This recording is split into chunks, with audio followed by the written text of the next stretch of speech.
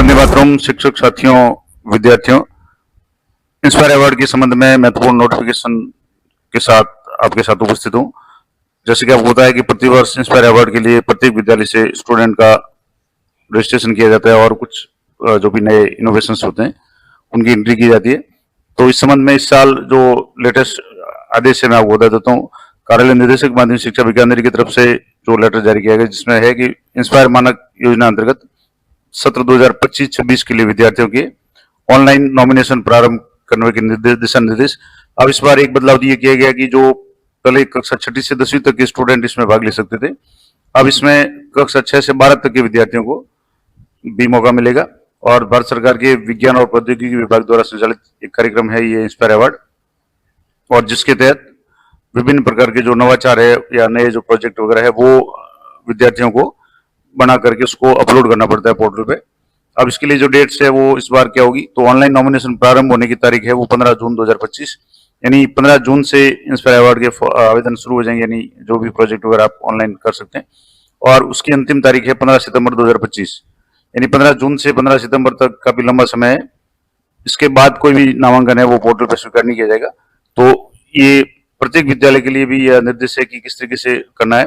तो यहाँ प्रत्येक विद्यालय से विद्यार्थियों की श्रेष्ठ मौलिक, अब यहाँ एक तो ये इंपॉर्टेंट बात है कि जो भी विचार हो वो मौलिक हो, खुद का हो, सृजनात्मक हो, क्रिएटिव हो, और जो कि सामाजिक आवश्यकताओं या उपयोगिताओं की कसौटी पर खरे उतरते हो। और उनमें से 5 श्रेष्ठ नवाचारी विचारों का नॉमिनेशन अनिवार्य रूप से करना है, यानी प्रत्येक विद्यालय से 5 एंट्री इस पे करनी है, यानी कम से कम 5 स्टूडेंट की एंट्री इस पे करवानी है। और इसके लिए आवश्यक है कि सभी फील्ड ऑफिसर्स और उनके अधीनस्थ सभी विद्यालयों के प्रधानाचार्य, विज्ञान शिक्षक और अन्य संबंधित स्टाफ को इंस्पायर मानक योजना के बारे में पूर्ण जानकारी देवें। यानी प्रत्येक विद्यालय से कम 5 जो भी प्रोजेक्ट है या नवाचार है उनको अपलोड करना है। अब इसके लिए जो साइट दी हुई है आप यहाँ वीडियो भी देख सकते हैं, FAQ भी अगर जानना चाहें तो यहाँ से देख सकते हैं।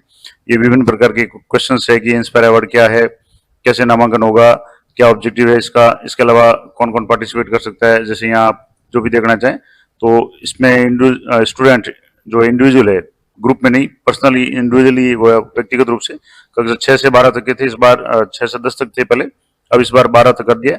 इसके अलावा यहाँ जैसे आप कौन कौन कर सकता है, अगर आप रजिस्ट्रेशन कर चुके हैं तो फॉरगेट आईडी पासवर्ड से आप पासवर्ड रीसेट कर सकते हैं।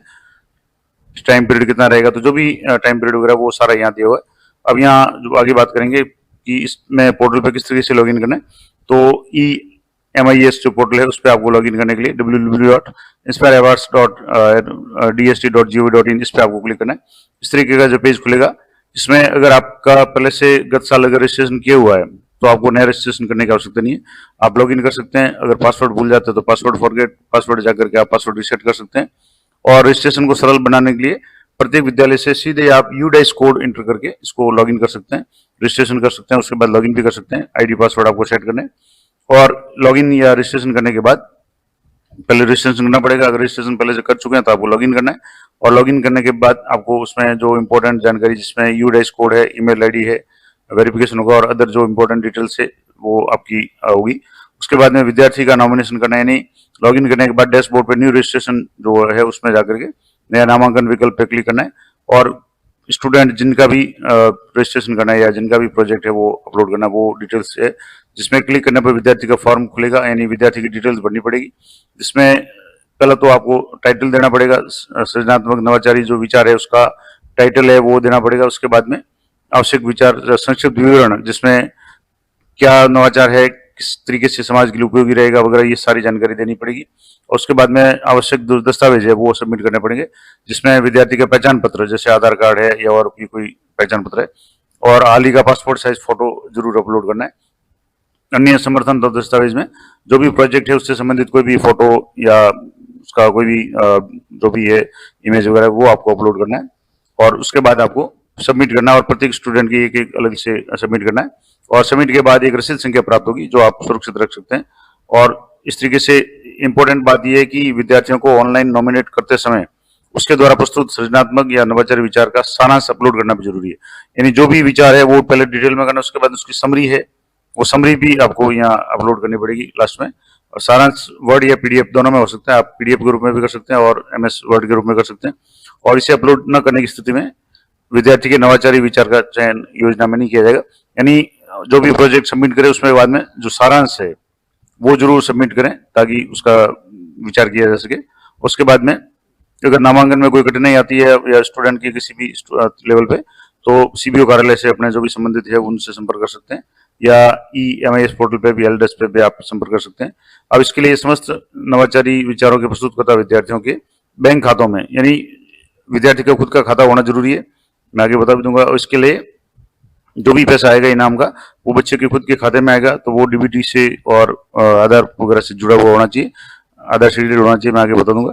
तो विज्ञान और प्रौद्योगिकी विभाग भारत सरकार की तरफ से 10,000 रुपये डीबीटी से जमा करवाते हुए चयनितों की सूची है वो संबंधित समस्त जिला शिक्षा अधिकारी माध्यमिक मुख्यालय के EMIS पोर्टल पर उपलब्ध कराई जाएगी। यानी जो भी सिलेक्ट स्टूडेंट होंगे उनको पहले जैसे 5,000 मिलते थे, अब 10,000 रुपये मिलेंगे डीबीटी के माध्यम से। और सुनिश्चित करें कि विद्यार्थी द्वारा उपलब्ध करवाया गया बैंक खाता, इंपॉर्टेंट बात यह है कि जो भी खाता है वो आधार सीडेड हो और एक्टिव स्थिति में हो, तभी स्टूडेंट के खाते में पैसा जमा होंगे। तो ये जरूर जब स्टूडेंट की डिटेल्स आप फीड करें तो विद्यार्थी से कंफर्म कर ले उसका खुद का अकाउंट हो और आधार सीडेड हो, ताकि उसके अगर इनाम आए तो उसमें कोई समस्या नहीं आए, ताकि विद्यार्थी को सहजतापूर्वक राशि हस्तांतरित की जा सके। अब इसके लिए कम से कम 5 जो प्रोजेक्ट है नवाचारी विचार है उसका नॉमिनेशन करना अनिवार्य है। अब इसमें अलग अलग जो भी अधिकारी लेवल पे अलग अलग मॉनिटरिंग के कार्य है वो बताए गए हैं। तो अपन बात करेंगे या तो पीओ के लिए, तो पीओ है वो पूरे नोडल की मॉनिटरिंग करेंगे और प्रत्येक विद्यालय से कम 5 नवाचारी अपलोड करना वो सुनिश्चित कराएंगे। इसके अलावा संस्था प्रधान के रूप में संस्था प्रधान खुद या जो भी विज्ञान शिक्षक या जो भी संबंधित स्टाफ है उनको एक प्रभारी नियुक्त करके इसके लिए ये सारा विद्यार्थियों को मोटिवेट करेंगे। और इसके लिए एक और इम्पोर्टेंट बात कि आइडिया इंटरनेट या यूट्यूब या किसी आउटसोर्स वाली संस्था या व्यक्ति द्वारा उपलब्ध कराए हुए नहीं हो, यानी मौलिक हो, स्टूडेंट का खुद का हो और क्रिएटिव हो। संस्था प्रधान ये सुनिश्चित करेंगे विद्यालय स्तर पर नॉमिनेट किए गए 5 श्रेष्ठ नवाचारी आइडिया का चुनाव विद्यालय स्तर पर करवाए गए आइडिया कंपटीशन में से हुआ हो। और समस्त जो भी संस्था प्रधान समस्त राजकीय और गैर राजकीय विद्यालयों के संस्था प्रधानों को निर्देशित किया जाता है कि निर्धारित अंतिम तिथि से पूर्व प्रत्येक विद्यालय से विद्यार्थियों के 5 श्रेष्ठ नवाचारी विचारों का नॉमिनेशन अनिवार्य रूप से किया जाए। यानी 5 कम से कम है वो नवाचारी विचार है वो करने, तो प्रत्येक विद्यालय के लिए, चाहे वो सरकारी हो या गैर सरकारी, राजकीय गैर राजकीय, सभी के लिए अनिवार्य है। तो ये तो डायरेक्टर महोदय का आदेश है। अब जो इस पोर्टल पे आप जाएंगे, यहाँ से जैसे इंस्पायर अवार्ड का जो पोर्टल है उस पर आप यहाँ से जाएंगे, यहाँ जैसे ये पोर्टल है इस पर आप यहाँ होम पेज पे क्लिक करना है। इस तरीके से जो भी पोर्टल है इस पर आप होम पेज पे क्लिक करने के बाद में इंस्पायर अवार्ड्स ये जो है dst.gov.in, इस पे जाने के बाद में आपको यहाँ ऑप्शन है ऑथोराइज लॉगिन। अब यहाँ ऑथोराइज लॉगिन पे आप क्लिक करेंगे तो आपके नेशनल अथॉरिटी है, स्टेट अथॉरिटी, डिस्ट्रिक्ट अथॉरिटी और स्कूल अथॉरिटी, आपको यहाँ स्कूल अथॉरिटी पे क्लिक करना है। और यहाँ आपके 2-3 ऑप्शन है। पहला ऑप्शन है टू लॉगिन, यहाँ सीधा क्लिक करना है, यहाँ से आप लॉगिन करेंगे अगर आपने पहले से रजिस्ट्रेशन किया हुआ है। और फॉर न्यू रजिस्ट्रेशन, अगर नया रजिस्ट्रेशन करना है तो आपको यहाँ क्लिक करना है। और फॉर री सबमिशन ऑफ OTR या सबमिशन ऑफ सेव्ड फाइल, अगर फाइल वगैरह कोई आप सेव करके उसको सबमिट करना चाहें तो वो कर सकते हैं। इसके अलावा add star mark for guidance user manual, यहाँ से क्लिक कर सकते हैं। अब मान लो आपका पहली बार रजिस्ट्रेशन करना है तो for new registration click here, इस पर आप जैसे क्लिक करेंगे, यहाँ से मैं जैसे इस साइट पर क्लिक करके यहाँ नए पेज पे यहाँ क्लिक कर रहा हूँ, यहाँ से जैसे क्लिक करेंगे तो आपको यहाँ रजिस्ट्रेशन के लिए फॉर स्कूल अथॉरिटी यहाँ आपको 11 अंकों का यूडाइस कोड एंटर करना पड़ेगा।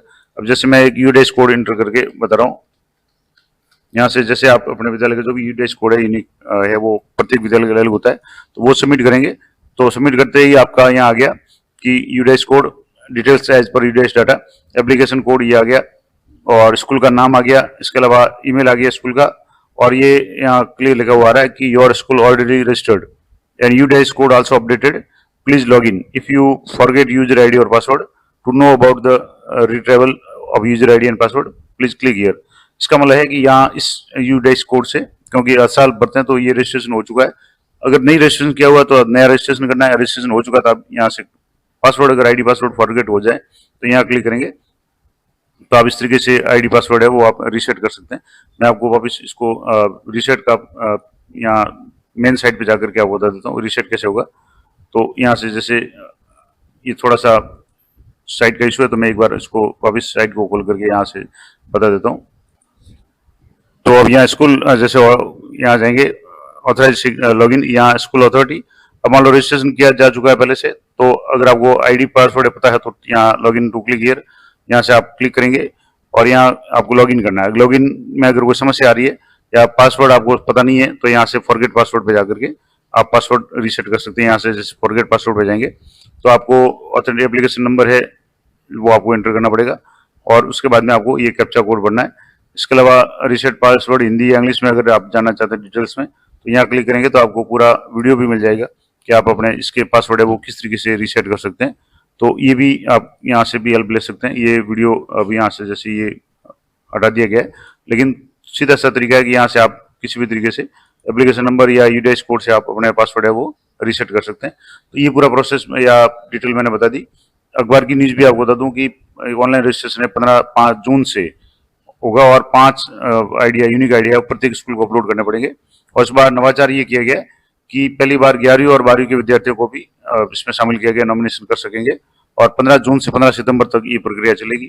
तो ये पूरा मैंने आपको डिटेल में बता दिया। ये जो अखबार की न्यूज है इसी को ये सिर्फ इसी जो डायरेक्टर महोदय का आदेश है इसी के आधार पर ये न्यूज है जिसमें संपूर्ण डिटेल्स बताई गई है। तो ये थी पूरी जानकारी इंस्पायर अवार्ड के बारे में।